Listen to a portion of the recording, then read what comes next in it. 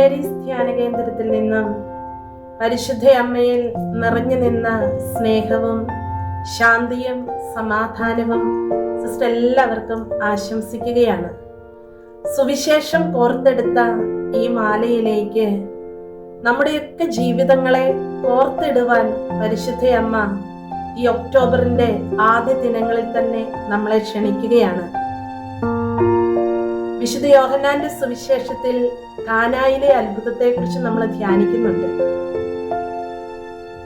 ഇതാഴത്തിൽ ധ്യാനിച്ചാൽ ദൈവിക പദ്ധതികളെ പോലും മാറ്റിമറിക്കുവാൻ തക്കവിധം പരിശുദ്ധ അമ്മയുടെ വാക്കുകൾ കാരണമാവുകയാണ്.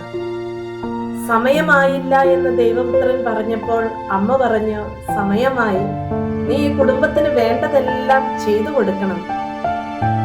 പരിശുദ്ധ അമ്മയുടെ വിമല ഹൃദയത്തിലേക്ക് നമ്മുടെ എല്ലാവരുടെയും കുടുംബങ്ങളെ അങ്ങ് സമർപ്പിക്കാൻ പ്രിയപ്പെട്ടവരെ. ഈ ദിനങ്ങളിൽ പരിശുദ്ധ അമ്മയുടെ വിമല ഹൃദയത്തിന് സമർപ്പിക്കപ്പെട്ടിട്ടുള്ള ഒരു കുടുംബവും നശിച്ചു പോകാൻ ഇടയായിട്ടില്ല. കാരണം ചൊല്ലിക്കൂട്ടുന്ന ഓരോ ജപമാലകൊണ്ടും പരിശുദ്ധ അമ്മ ആ കുടുംബത്തിന് ചുറ്റും വേലി കെട്ടി സംരക്ഷിക്കുകയാണ്. ഒക്ടോബർ മാസം ഓർക്കണം, വേലി കെട്ടാനുള്ള മാസമാണ്. എവിടെ?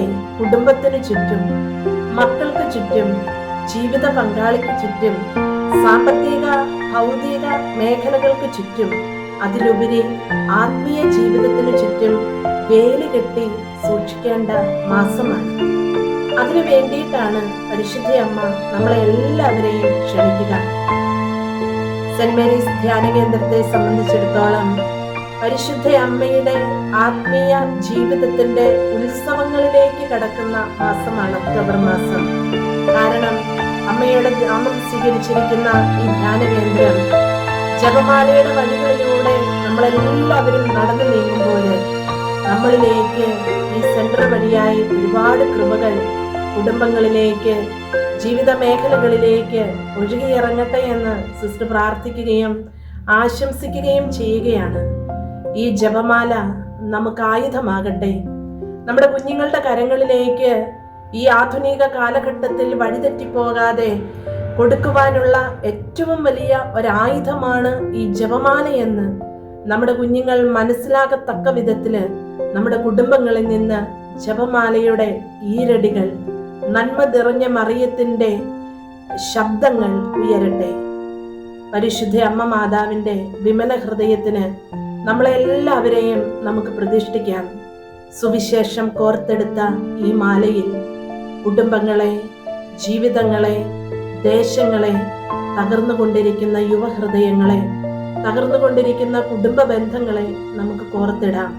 അമ്മ അതിനെ എടുത്തുയർത്തി പുത്രൻ തമ്പുരാന്റെ കരങ്ങളിലേക്ക് വെച്ചു കൊടുക്കുമ്പോൾ അത് വലിയ അനുഗ്രഹമായി ആത്മീയ ജീവിത മേഖലകളിൽ വലിയൊരു വഴിവിളക്കായി എന്നും ഈ ജപമാല മാറട്ടെ. അതിനായി ഈ ഒരു മാസം മുഴുവനും നമുക്ക് അധ്വാനിക്കാം. സാധിക്കുന്നിടത്തോളം ജപമാല ചൊല്ലി ചൊല്ലി നമ്മുടെ പാദങ്ങളിൽ വചനം നിറയട്ടെ, നമ്മുടെ ഹൃദയങ്ങളിൽ വചനം ഒഴുകട്ടെ, നമ്മുടെ കണ്ണുകളിൽ വചനത്തിന്റെ പ്രകാശം ജ്വലിക്കട്ടെ, നമ്മുടെ ചെവികളിൽ വചനത്തിന്റെ ശബ്ദങ്ങൾ അലയൊലി കൊള്ളട്ടെ.